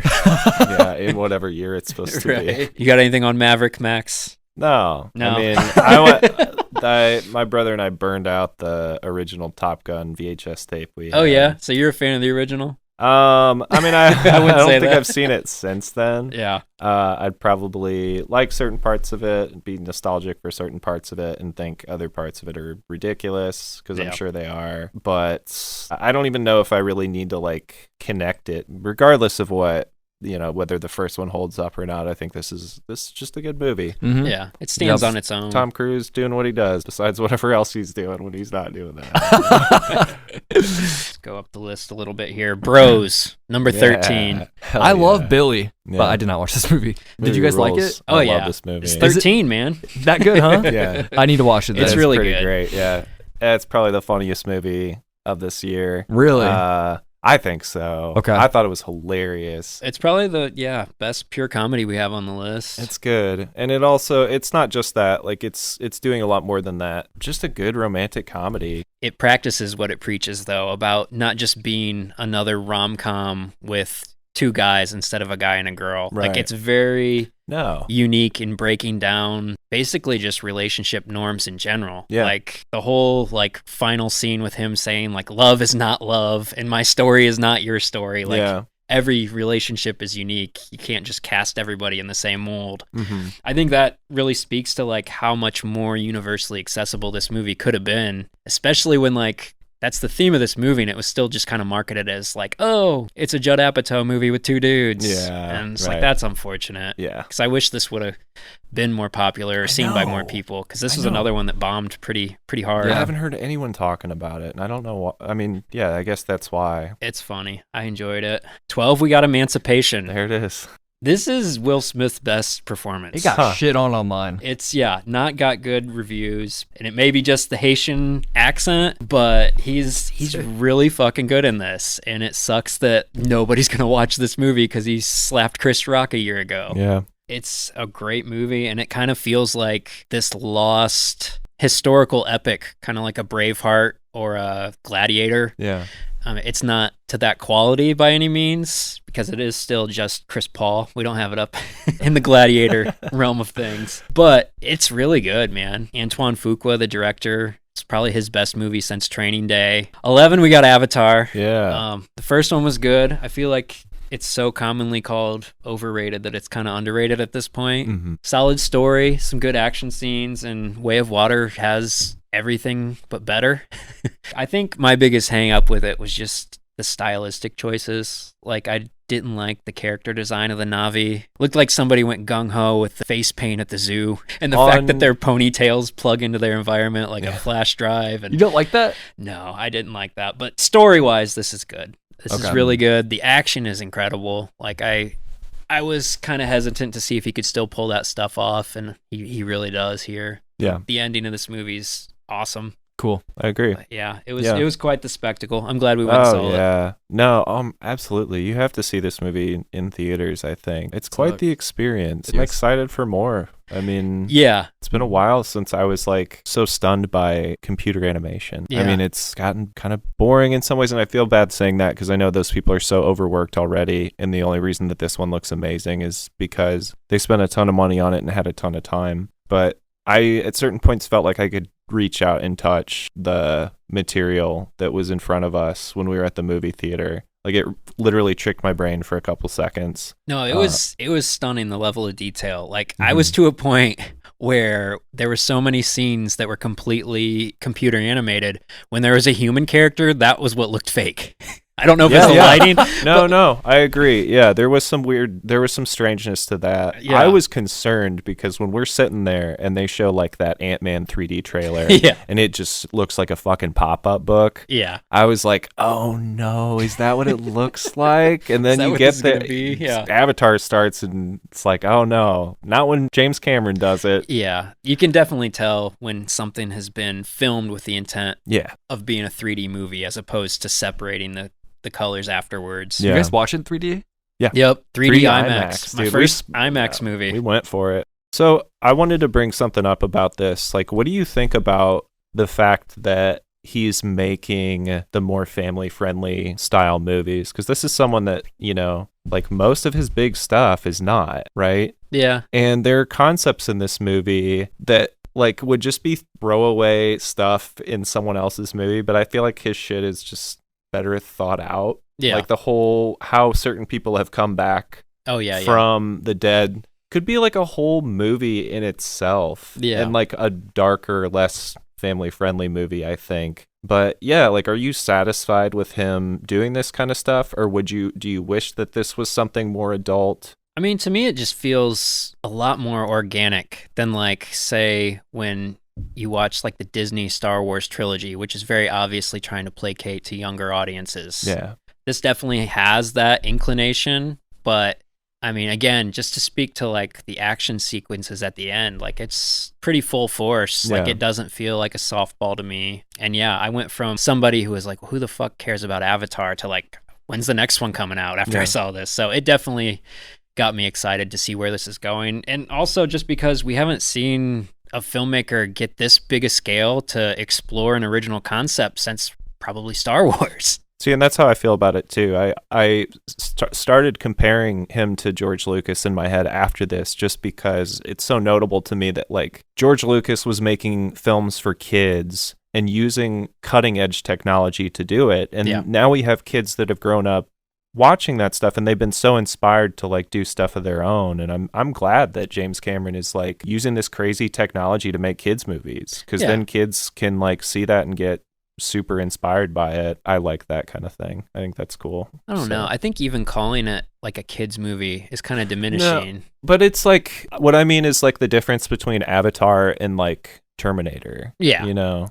I think it's just more universally, it appeals to a wider audience. Like it's more palatable to more people. Yeah. Which I think is, I don't think there's anything wrong with that as long as you're not sacrificing anything in the story, which this, I mean, it's 3 hours long. I don't think they cut much of anything. No. Number 10, we got 13 Lives. It's good to see Ron Howard making some solid movies again after a couple misfires.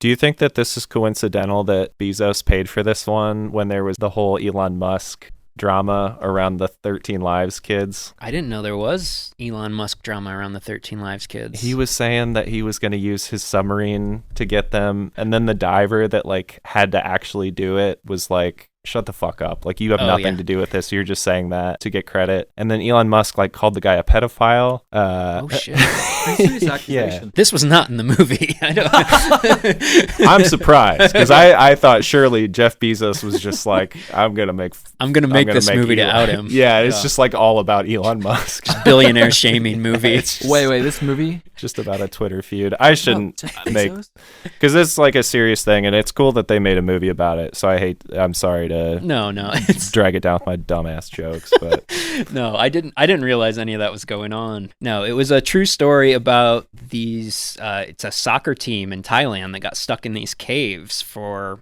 I don't remember how long, month or so. Yeah. And they had a diving team go in and rescue them. Oh, okay, yeah. Yeah, so it's a true story. It's really interesting. I didn't know all the details to it, so as it's that was unfolding, like 2017, I think, or 2018 when that happened. But yeah, it's done really well. Like Ron Howard recreates everything really organically, and like a lot of movies like this can feel kind of, I don't know, like a Hallmark movie, like feel good, triumph. And like everybody here though is so grounded and realistic that like it never comes off like that. It feels like a documentary. Okay. And then, it's got 3 really good leads with Viggo Mortensen, Colin Farrell, and Joel Edgerton. So that helps. And yeah, it was just really, really compelling story. I didn't know about the Elon Musk feud. I don't know. We should fuck that guy. I don't know why we're talking about him. Cut all this out. Number 9, RRR. Yeah. What is that? This movie's insane. Was it Rise, Revolution, and Revolt? Is that the 3 R's? It is an Indian movie. Oh, Roar. Rise, Roar, and Revolt. Sorry. Oh, okay. It's a 3-hour fucking cocaine binge of action and music and just the coolest best friend montage you'll ever see. Yeah. It's insane. It's on Netflix. They actually beat Taylor Swift, Lady Gaga, and Rihanna for Best Song at the Golden Globes. Nice. So that's pretty fucking great. Do you know which one it was? It's the one where they have like the dance off and he kind of wingmans him the white girl. Yeah. Yeah. But yeah, it's phenomenal. It's just like a sensory attack. Yeah. This is like the kind of relentless, big spectacle movie I wished Bullet Train was. Like, I wanted the big, crazy action scenes that this movie has. Yeah, I agree with that. It's just insane, and it's so stylized. The cinematography's great. He throws a fucking truck full of wild animals at a guy at one point. It's insane. It's the most... It's like a video game in the best way. So much wild stuff. Yeah.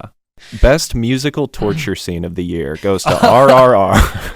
See, that was the point it lost me. So it is... That one I didn't like. It is a step below. There are like a few scenes that are just like get a bit more violent than I would have expected, and that one in particular, the animation that's used for it is like disturbing. It's like, oh my gosh. Well, in the song, I don't know if it was maybe just like a lost in translation thing, but it feels like this big turning point for the characters, and I didn't feel like the song really conveyed that change of attitude that well. I maybe missed that because I think that was my favorite song. Oh yeah. Yeah. I really liked his the singing on that one. Yeah. So I probably got a little sucked into that. Hypnotized. Yeah. Well, I just felt like it peaked so hard with that big fight, like I said, with the truck full of animals and like taking down the colonizers. Like that was great. Yeah. And then you hit the title scene and then it feels like it just lulls with like flashbacks but I mean, it's pretty hard to maintain that level of energy for 3 hours. That's the first time I've heard someone use the word lulls to describe this movie. And I mean, it's definitely an endurance test. Like I shouldn't downplay it because it definitely keeps up the energy for the majority, but I think maybe it's just structurally it kind of took me out of the momentum of where things were going, and it felt like that was like the peak moment of the movie, dead center. The finale action is also really well done, but I think it paled a little bit in comparison for me. But overall, this is great. Like, I can't wait to see what this guy makes next. Whether or not there's rumors that he's going to make a sequel to this. Okay. I don't know necessarily if that would work. Maybe. But I'm there for whatever he makes next. Yeah. Like, this is great. It's such a good movie. Such a unique, I mean, obviously this is coming from a different culture, so I don't know how unique it is, honestly, but it is to me. And I've never seen something like this before, and it was really great. It does everything, man. I can't imagine just seeing how much their leads are able to do from the dance sequences to the action. Like, can you imagine, like, we talked about Brad Pitt in Bullet Train. Can you imagine someone like Brad Pitt trying to do all the shit these guys do? It's like, I was talking to my brother the other day about, sometimes I forget that, like, most people in other countries are, like, bilingual and are just maybe more impressive in some ways than Americans can be typically, and they're asked to do more. That's and that's kind of how I felt watching these two actors. Is like, oh yeah, it's just being expected an actor, that there's going to be a giant dance number in the middle of this movie. Of course. Fuck, dude. It's a lot of work. I want to see Tom Cruise dance like this. I want to see Tom Cruise make a movie like this. All right, number 8. This one I had up a lot higher than most people, so I'm curious to hear your thoughts on it. No, dude, I'm right there with you. You're with? Okay. It's so underrated. Fresh. That's the one you had me watch? I think you watched like the last 20 minutes because Haley was watching it in another room, like, and you're like, oh, here's the twist. Yeah. Fuck. Okay. But that's horror, right? Yeah, horror, a lot comedy. Of horror on the list. Yeah, comedy. There's a lot of horror. There's something funny about it. It's kind of funny. I think it's hilarious. Yeah, I would say so. Maybe it's very the part where some girl escapes for her life. Yeah, it's intense at the end. There's that intense stuff, and I'd say it's. I mean, it's admittedly it's funny in like the same way that American Psycho is funny. Right. Okay. Yeah. Or Get Out. Like there are funny parts, but it's it's demented. No, I mean Sebastian Stan, dude. Another Marvel dude going unhinged. But hey, this is the best version of it, I think. Like, oh my gosh, I could have used maybe even a bit more of him just like leaning into frame with like some goggles on and like crazy tools in his hand and just having a good time. You don't seem as hot on him. No, that's my one conflict I have with the movie. I feel like the twist enhances it so much that I don't know that it holds up on repeat viewings, but yeah, I struggled with whether or not I wanted him to, like you said, kind of go full Patrick Bateman and just ham it up. But then I think the fact that he plays it a little more conservative makes the fact that Daisy Edgar Jones could maybe potentially give him like a second chance. Mm-hmm. It makes it more credible that like she's not completely scared of this guy because he's a psycho, you know? Yeah, that's a good point. So that's his wife, right? Is that what you're talking about? I mean, it's his captive hostage. Is she the one that sticks up for him in the end though and tries to kill those girls? No. His wife's a different person. I should have even fucking asked. I'm sorry. It's all right. I watched the last like 20 minutes. I don't know what I'm thinking. No, his wife, his wife does try to stick up for him, but he kind of like becomes sympathetic with Daisy Edgar Jones to the point where you think, okay, maybe like he does actually care for her and they have a real relationship built on something. Mm-hmm. And I don't know that the story would work if he went fully just insane. As much as my first inclination was the same thing. Like I want him to go nuts here. I think it was just seeing that actor do that was just delightful in a way that seeing Chris Hemsworth and Chris Evans do somewhat similar character turns or just like playing against type just wasn't as thrilling. Yeah, Sebastian Stan's someone I like. I mean, I've been saying for years, like, cast this guy as Luke Skywalker. If you want to do something like that, that'd be great. He looks just like him. Yeah. Yeah, no, I liked him in this movie. I liked the lead in this movie. She was great. Yeah, she was really great. I thought it was kind of weird, like, maybe this is just my weird aversion to, like, age differences, and Hollywood's not aversion to that, but I was surprised that she was at no point like, this guy's got to be married or something. That was what I kept thinking it was going to come up more or come into conflict more, is like, this dude's 20 years older than you. I don't know if in the movie they're supposed to be that age different, but she's like 23 and he's like a full grown. He's older than we are by a good amount. Is he? I don't know. Fuck yeah, he is. He's in his 40s. It never registered with me, really. That's interesting. Is Nope on the list? Yeah. I'm just okay. I haven't heard. He's 40. I didn't know you'd have it up. He's not that much older than us. He's 40. He's 40, and she is, not much older than you guys. Fair. That's fair. Whatever. That's just me being like, I don't get it. Are you jealous of Sebastian Stan? Whatever, dude. Let's keep going. I already said he looked like Mark Hamill. What do you think? Let's go. What do you think? All right. Number 7. I would say this is up there for best comedy of the year. It's not quite as directly comedic as Bros, but on the count of 3, Gerard Carmichael has definitely become somebody that is very much on my radar, particularly from this movie. Mm-hmm. I wasn't really familiar with him until I saw this, and just kind of blew me away how well they handled the material. Very delicate subject to make a comedy out of, and it is done so well and so grounded that, like... Have you said the title yet? It's on the count of 3. Okay. And they, somehow turned this really morbid topic into, like, a buddy comedy. Yeah, and it's a tight, like, hour 26, which I think is probably lending to that. Yeah. Gerard Carmichael is great in this movie. Christopher Abbott is incredible in this movie. Yeah, he's another dude who I've only seen really in serious roles, but his timing here is phenomenal. It really is. And he still, he really draws you in. You really feel for that character in this movie. Yeah. In a way that I can't think of a lot of other characters this year where I was like just so endeared to. Yeah. You don't expect to be that emotionally invested in a guy who's screaming Papa Roach into his steering wheel. Yeah. But he's great. He sells it. Oh, man. It's so good. Yeah. Their chemistry with each other was phenomenal. It looks interesting. It's really good. I'm curious. The one thing that I wasn't fully sold on was the ending. What did you feel about that? Without fully spoiling it. Yeah, I don't know. It was hard for me to unpack, I think. And it was hard for me to know how to feel about the end. But I think I was still just so rocked with like maybe the 10 minutes before the end that I never really came to a conclusion on that. Yeah. I'm going to go back to this one at one point. Yeah, so. I think I need to as well because that was the one thing that didn't quite click 100%, but everything else is phenomenal. And like they never back away from the stakes either, which I think is really cool because it would be really easy to turn this into like a cheesy Adam Sandler movie where it's like, this is our last day, let's do whatever we want and rob a bank, but no, it's very grounded, it's very realistic. A lot of the dialogue is really well written. Like they both give some pretty good speeches in this. Yeah, they really do. About like what the freedom and quitting, like that sticks with me. Very solid. It is the top Chris Paul entry, not quite in the top tier, right outside. We only got 6.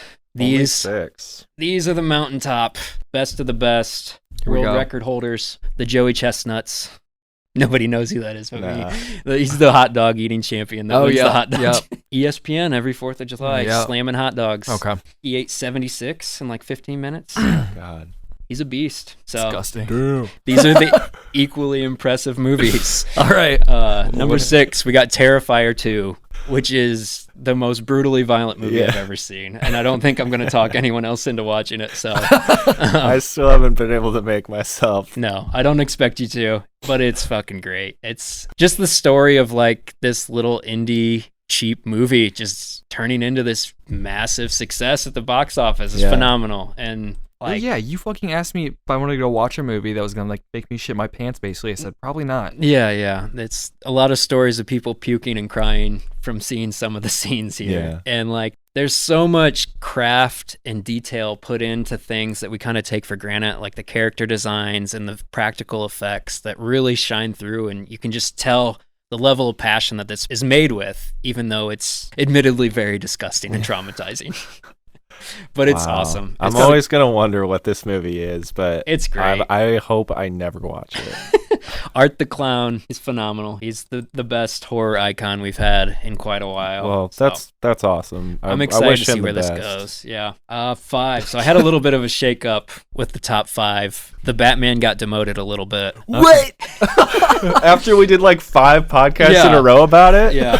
I don't know if we need to spend any more time on it, but Probably not. it's number 5. it's still a great movie, right? It's good. Yeah, it's Did number you guys 5. go back and rewatch it? I rewatched it and I found myself liking it a little less. Aw. That's why it slipped from 3 to 5. Yeah. I'm an annoying boyfriend who made my girlfriend watch it. I was like, "Are you up for this? 3 Don't hours. fall asleep. This is where it's good." Wake up. Oh, I'm so fucking annoying. I feel bad for her. She said it was good though. Yeah. I don't know.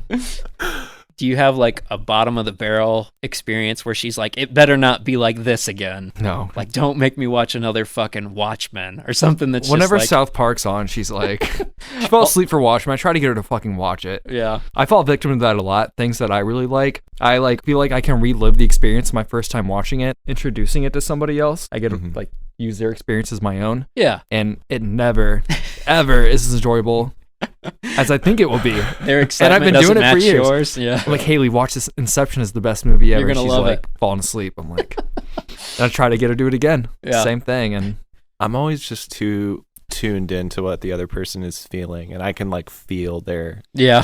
like take on it, where they're like, "This is okay." Do you but- take it personally when it's like, oh, you're not finding it as Yeah. interesting as I do? Do you ever no, look it over? makes me question myself. Is Yeah. what it Oh, does. really? It's like, oh no, I was wrong. This is a shitty movie.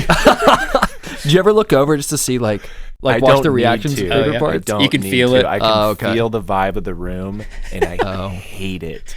I hate it when it's bad. Is the worst instance of that when somebody gets up to go to the bathroom and you go to pause it and they go, no, No, you don't no. have to pause Yeah. it. That was me every time. That is the worst. That is, you're right, man. That is the meter.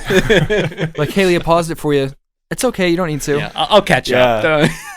No need. Okay. Oh, it's awful. It feels so bad. Oh, Batman saved the day? Wow. Shock.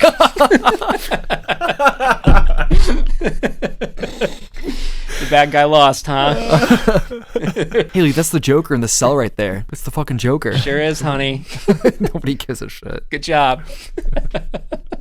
Number 4, Uh-huh. The There Whale. it is, yeah. Renaissance is upon us.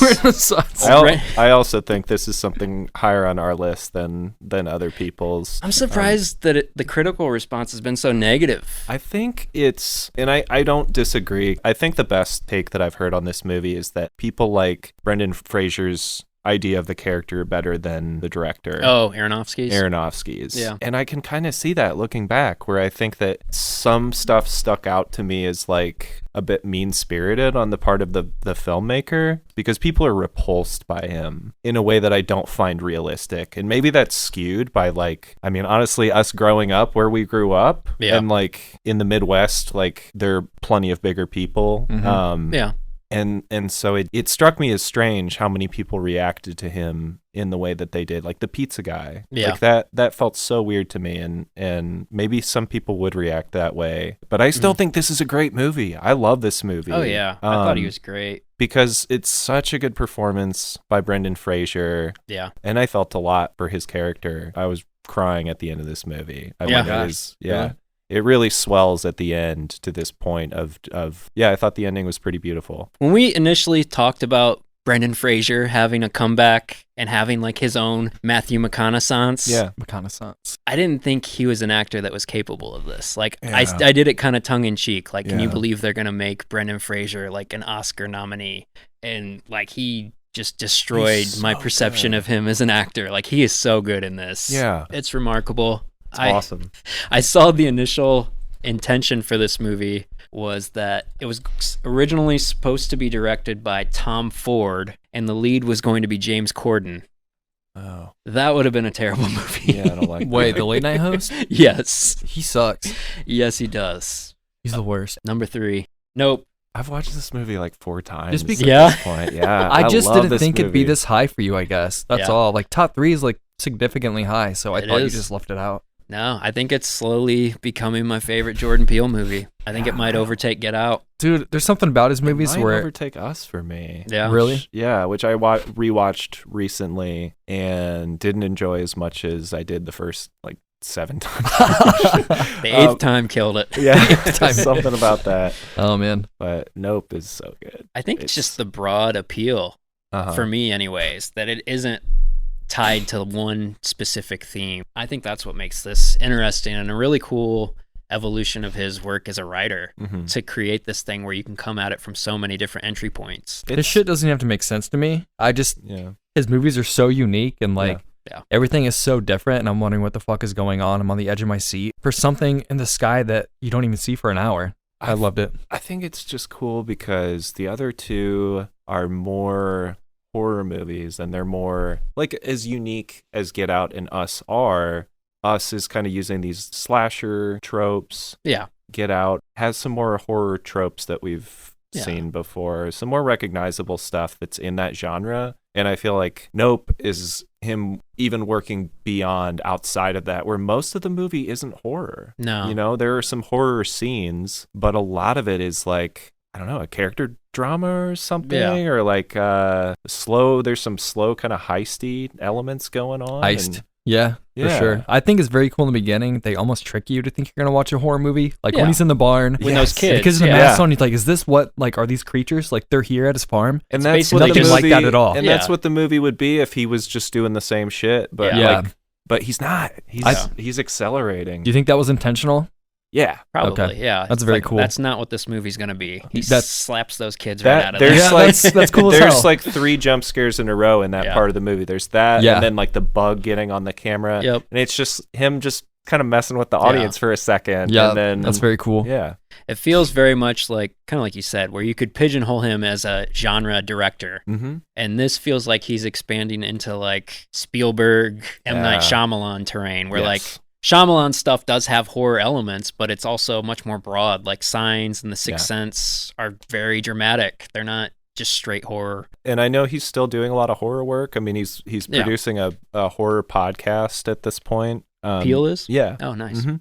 But I'll be surprised if he doesn't do something going in even further in a different direction next time when he makes another movie. I'm excited. Whatever he puts out next. I want to be there opening day. Like, Same. Yeah. All right, number 2, we got another contrarian opinion. Baby Lawn. Babylon has been dumped on by critics, audiences. Nobody likes this thing. Nobody? I love it.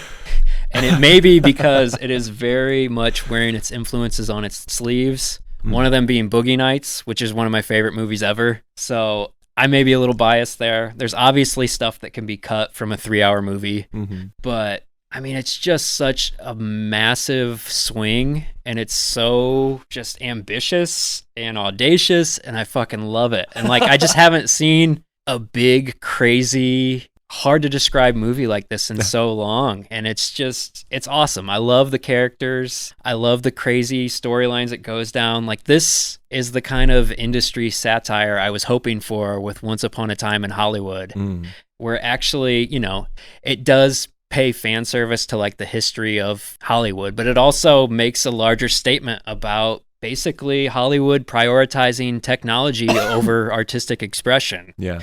And it's a little self-indulgent, obviously, but man, I really, really liked it. It might be my favorite Brad Pitt performance since like Fight Club. He's really fucking good in this movie. Nice. I'm bummed that this bombed so spectacularly because Damien Chazelle is probably not going to get another blank check like this. And That's probably true. I think, like with this movie paired with La La Land and Whiplash, I think he might be my pick for like greatest living director right now. Wow. Damn, really? He's there for me. Like, this is just insane. Okay. I loved it. It just has so much personality. Like, the second it ended, I wanted to watch it again. And that's like really rare for a 3-hour movie. Yeah. All right. Number one, Number one. Everything Everywhere All at Once. That's right. This one, I hate to be the dude who's like, I listen to these guys before anybody, but I've been big on the Daniels ever since Swiss Army Man. Cool. And this, I didn't expect it to be this big or definitely like connect with this many people for sure. But yeah, these guys are awesome. I love what they're doing. It's, I think what they call it is maximalist filmmaking, where it's the complete opposite of like the minimalist indie dramedies we've seen in the last 10 years. They just kind of throw fucking everything at you, where you've got these crazy kung fu fanny pack fight scenes and a weird family dramedy at the center. I mean, I really like this movie. I think it sounded like the hype was tainting your enjoyment of it a little bit. Yeah, but it's the rare case of kind of being able to go beyond that. Yeah, and awesome. Rise above my pre-criticisms of it. Yeah. I mean, the praise was very hyperbolic about like, this is the best movie in 20 years. Well, I wouldn't go that far. And even more disturbing is like the people that, you know, if you're caught saying you don't like this, there are people that will just like tell you to go fuck yourself and stuff like that. And yeah. That's hyperbole right there. I mean, that's the problem is I don't like when anything just becomes this monolith of, you have to like it. Yeah, and you can't have any criticisms about it, because I do have criticisms about it. I don't think it's a perfect movie, but I love it. I really love this movie. I bought it, and I've seen it multiple times. I'm going to buy it. And I'm going to buy it now. You should. It's a good one. When you guys say you bought it, do you have like the digital of it, or do you actually have the physical? Yeah, the digital. Basically, it's on long-term rental from Bezos. Yeah. From Bezos. I'm still buying physical DVDs. I've got this on DVD. What? Yeah. It's weird how that used to be like, look at my DVD collection, versus now it's like, oh my God, look at this clutter. Yeah, You know, it's not a point of like pride. It's an embarrassment that I have all these fucking DVDs in my house. I moved too much to have any physical media. No, I respect that. The second I moved, I was like, why do I have half this shit? It feels awful. Yeah. I have. She's like, that took up how many boxes? Yeah, I have 6 boxes of media and 1 of clothes. Right, yeah. That doesn't make sense. But yeah, I thought it was good. Is that your movie of the year? What's your movie of the year, Max? Movie of the year? Because last year, yours was like number 30 on my list. Right, it was Green Knight, right? Yeah. Shit, dude. No, we can go with Everything Everywhere. I don't know what else I would pick off this list. Yeah, I don't want to just make you acquiesce to my standards here. I'm not telling you what to say. I mean, I feel like if it's got to be something that all three of us are down with, then it's Top Gun. Or Nope. Nope. Yeah, Nope. That's right. Nope. Yeah. The Batman. Everything Everywhere at Once. All this stuff is so good. It's like 4 movies on this list. It's splitting hairs at that point. Any one of those could be the best movie of the year for me. So Terrifier 2 is your pick. Yep. Yeah. That's it. Did you have a favorite multiverse scene in Everything Everywhere All at Once? Oh gosh, the rocks are pretty great. The rocks, I like the rocks quite a lot. Yeah, to make that interesting is a sign that you're in a good movie. I don't want to totally spoil it for Ben, who hasn't seen the movie, but the Randy Newman cameo was my favorite part. I don't remember that. That was great. It's an audio cameo. He's not fully in it. Like Newman? Okay. No, not fucking Jerry Seinfeld Newman. Oh. I don't think Newman's first name is Randy. Did they give him a first name in that? See, I didn't know. That's why I just call thought him maybe Newman. I was. I don't remember if he had a first name. I don't want to know. I wish Randy Newman looked like Newman while he's saying, you got a friend in me. The first picture I Googled wasn't like far off. He kind of does look like Newman. I was like, Randy Newman. I know what Randy Newman looks like. Okay, well, this picture looks kind of like the postmail Newman. So. Newman. They didn't used to look alike. I don't know. In that very picture, though. Things might have changed.